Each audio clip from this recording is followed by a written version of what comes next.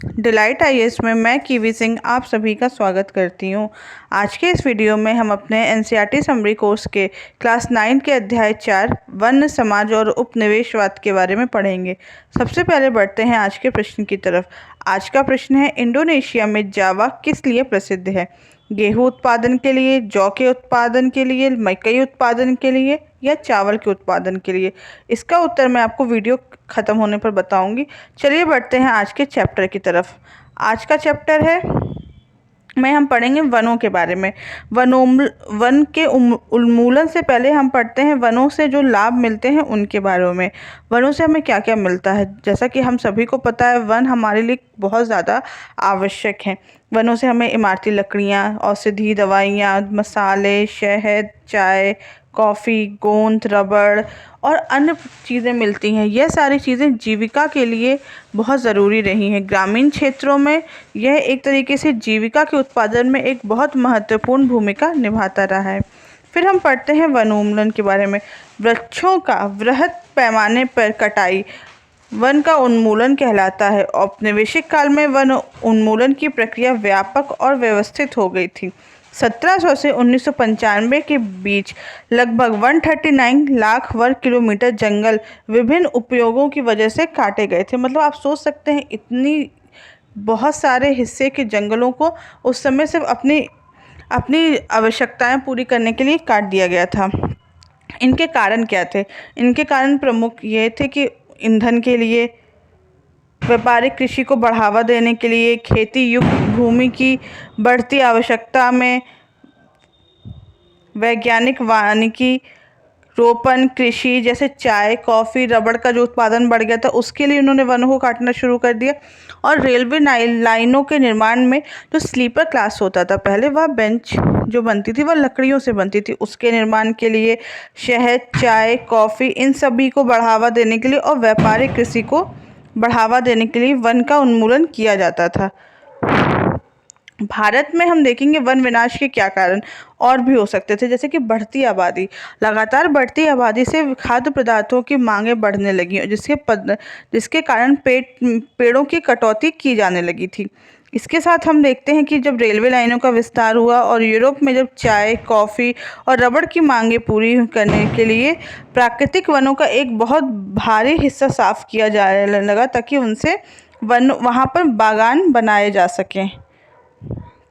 हम देखेंगे ज़मीन की बेहतरी के लिए कई प्रकार के कानून बनाए गए, कई प्रकार की चीज़ें बनाई गई। औद्योगिकरण के दौर में हमने यह देखा कि इतनी ज़्यादा भूमि काटी गई थी कि उस दुनिया का कुल क्षेत्रफल का 9.3% भाग औद्योगिक इस्तेमाल के लिए उपयोग करने के लिए उनकी लकड़ियाँ काट दी गई थीं। अगर हम बात करें तो सन 1600 में हिंदुस्तान के कुल भूभाग के लगभग 6वें हिस्से तक में खेती होती थी, लेकिन अब हम देखेंगे तो यह आंकड़ा बिल्कुल आधे तक पहुंच चुका है। जैसे जैसे आबादी बढ़ती गई है वैसे वैसे खाद्य पदार्थों की मांग भी बढ़ती गई है और किसानों को जंगल को साफ करने के लिए खेती की सीमाओं का विस्तार करना पड़ा है।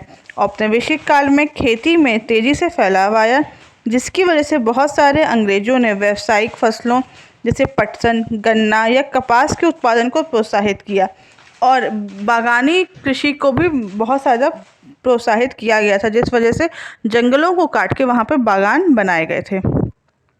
हम देखेंगे पटरी पर स्लीपर के बारे में। 1850 के दशक में रेलवे लाइनों का प्रसार भारत में हुआ और यह एक नई तरीके की मांग पैदा हुई।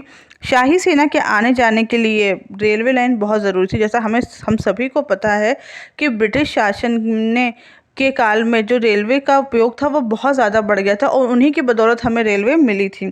इंजनों को चलाने के लिए ईंधनों के तौर पे रेल की पटरियों को जोड़ने के लिए स्लीपर के रूप में लकड़ी की भारी ज़रूरत पड़ती थी। लगभग 1 मील लंबी रेलगाड़ी के लिए 1700 से लेके 2000 स्लीपर की ज़रूरत पड़ती थी और इसमें कम से कम 1890 तक लगभग 2500 किलोमीटर लंबी लाइनें बिछाई जा चुकी थी। हमने जब देखा 1946 में इनकी मात्राएं और बढ़ गई थी। रेल लाइनों के प्रसार के साथ साथ पेड़ों को बहुत ही मात्रा में काटा गया। अगर हम बात करें सिर्फ मद्रास की, तो मद्रास में 1850 के दशक में लगभग प्रतिवर्ष 35,000 पेड़ काटे गए हैं और इसको केवल सरकार ने अपनी आवश्यकता पूर्ति के लिए इन्हें निजी ठेके पर दिया है और ठेकेदारों ने बिना सोचे समझे पेड़ों को काटना शुरू कर दिया। और इसीलिए हम देखते हैं कि जो रेलवे लाइन के आसपास के जंगल थे वह तेजी से गायब हो गए हैं।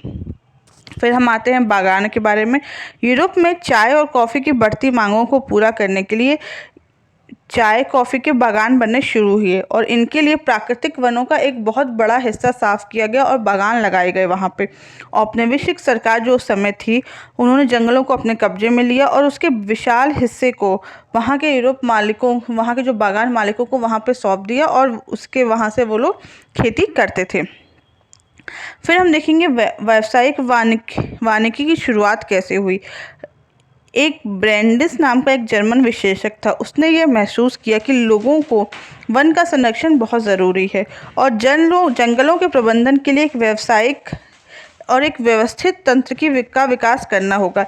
इसके लिए उसने कानूनी मंजूरी की ज़रूरत पड़ेगी। वन संपदा के उपयोग संबंधी नियम भी तय करने पड़ेंगे। पेड़ों की कटाई और पशुओं को चराने जैसी गतिविधियों पर पाबंदी लगा के ही जंगलों की लकड़ी के उत्पादन को आरक्षित किया जा सकेगा। इस तंत्र में हम देखेंगे कि पेड़ काटने वाले को सजा देने के लिए उसके लिए सजा निश्चित की गई। अलग अलग प्रजाति वाले प्राकृतिक वनों को काट दिया गया और उसकी जगह सीधी पंक्ति में एक ही किस्म के पेड़ लगा दिए गए। इसे ही हम बागान कहते थे। इससे लोगों के जीवन में भी बहुत प्रभाव आया। जहाँ पे ग्रामीण अपनी अलग अलग ज़रूरतों के हिसाब से जैसे ईंधन, चारे व पत्ते के लिए अलग अलग प्रकार की प्रजाति के पेड़ चाहते थे और उस वैसे ही प्रजाति के पेड़ों को उगाते थे। लेकिन जब बागानों का निर्माण होने लगा तो वहाँ पे एक अलग तरीके से पेड़ों की ज़रूरत पड़ती थी जो उनकी व्यावसायिक इच्छाओं को पूरी कर सके। ऐसी लकड़ियाँ इसमें ऐसी जगह पे प्रयोग किया जाता था जिनसे यह केवल व्यवसाय के लिए ही उपयोगी रह गई थी और जो वहाँ के किसान होते थे या जो ग्रामीण लोग होते थे उन्हें इसमें कोई विशेष फ़ायदा नहीं होता था। लोगों का जीवन इससे बहुत ज़्यादा प्रभावित हुआ था। इस प्रकार की जो लकड़ियाँ होती थी उन्हें अनेक प्रकार के अधिनियमों के अंतर्गत इस प्रकार की खेती करनी पड़ती थी। इससे गांव वालों की मुश्किलें बढ़ती रह गई। इस कानून के बाद उन्हें घर के लिए लकड़ी काटना, पशुओं के चारे के लिए, रोज़मर्रा के जीवन के लिए जो गतिविधियां थी वह उनके लिए गैर कानूनी बन गई थी। अब उनके पास जंगलों से लकड़ियां चुराने के अलावा कोई चारा नहीं बचा जा था और अगर वह पकड़े जाते थे तो उन्हें वन रक्षक को दे दिया जाता था और जो उनसे इस क्षेत्र में भी घूस इकट्ठा करते थे। फिर हम देखेंगे शिकार की आज़ादी के बारे में। जंगल संबंधी नए कानूनों ने जंगलवासियों के जीवन में जंगल कानूनों के लिए और आसपास के रहने वाले बहुत सारे जानवर जैसे हिरन, तीतर और बहुत सारे छोटे मोटे शिकार करने वालों का अपना जीवन यापन करते थे। इस प्रकार से ये जो शिकार की प्रक्रिया थी वह भारत में बहुत समय से चलती आ रही थी। यह एक पारंपरिक प्रथा अब गैर कानूनी हो गई थी और शिकार करते हुए पकड़े जाने वालों को अवैध शिकार के लिए दंडित भी किया जाने लगा था। हालांकि शिकार पर पाबंदी लग गई थी परंतु अंग्रेजों, अफसरों और नवाबों को अभी यह छूट मिलती थी जो कि वह शिकार कर सके। जॉर्ज यूल नाम के अकेले अंग्रेज अफसर ने लगभग 400 बाघों को मारा था और यह जो शिकार होता था वह मनोरंजन के साथ साथ अपने प्रभुता को स्थापित करने के लिए किया जाता था।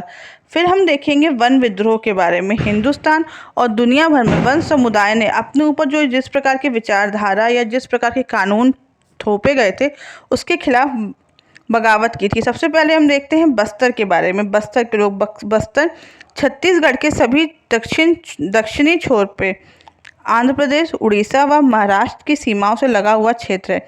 उत्तर में छत्तीसगढ़ का मैदान, दक्षिण में गोदावरी का मैदान और इंद्रावती नदी बस्तर के आस पार पूरब से पश्चिम की तरफ बहती है। बस्तर में मारिया और मुरिया, भतरा, हलवा आदि जैसे आदिवासी समुदाय रहते थे। अलग अलग जुबानें बोलते थे, मतलब इनकी जो बोली है वह अलग अलग होती थी तथा इनके इसके बावजूद भी इनके रीति रिवाज और विश्वास एक जैसे हैं। बस्तर के लोग, हर एक गांव के लोग अपनी जमीन को धरती माँ के तरीके मानते थे। धरती के अलावा वे नदी, जंगलों व पहाड़ों की आत्माओं को भी मानते थे। एक गांव के लोग दूसरे गांव के लोगों से थोड़ी लकड़ी लेना चाहते थे और इसके बदले में वह शुल्क भी अदा करते थे। मतलब इन दो गांवों के बीच में भी आयात निर्यात, मतलब अपना व्यापार पारस्परिक चलता था। और कुछ जंगल अपनी हिफाजत के लिए चौकीदार रखते थे और इन्हें थोड़ा थोड़ा अनाज या कुछ भी जो ज़रूरतों का सामान था वह दिया जाता था। फिर हम यह देखेंगे कि जो इन कानूनों की वजह से इन्होंने काफ़ी ज़्यादा मांगे रखी और अपने लिए कई प्रकार की चीज़ें सरकार के सामने रखी कि उन्हें आदिवासी क्षेत्र के जो लोग थे उन पर इन अधिनियमों, उन कानूनों का बहुत ज़्यादा प्रभाव पड़ा था। फिर हम देखेंगे जावा के बारे में। जावा इंडोनेशिया के चावल उत्पादक द्वीपों में जाना जाता है। भारत और इंडोनेशिया के वन कानूनों में बहुत समानताएं थी। 1600 में जावा की अनुमानित आबादी 34 लाख थी और उपजाऊ जमीन मैदानों में ढेर सारे गांव थे, लेकिन पहाड़ों में घुमंती खेती करने वाले भी वहां पर भी समुदाय पाए जाते थे। जावा में डचों का शासन था, वहां पर डचों ने कानून बनाए थे। उन्होंने ग्रामीणों का प्रवेश वन में निषेध कर दिया था। इसके साथ साथ उन्होंने यह किया था कि वहाँ पर जो वन की जो लकड़ी की कटाई थी उसे सिर्फ कुछ विशेष कार्यों के लिए, जैसे नाव बनाने के लिए ही प्रयोग किया जा सकता था।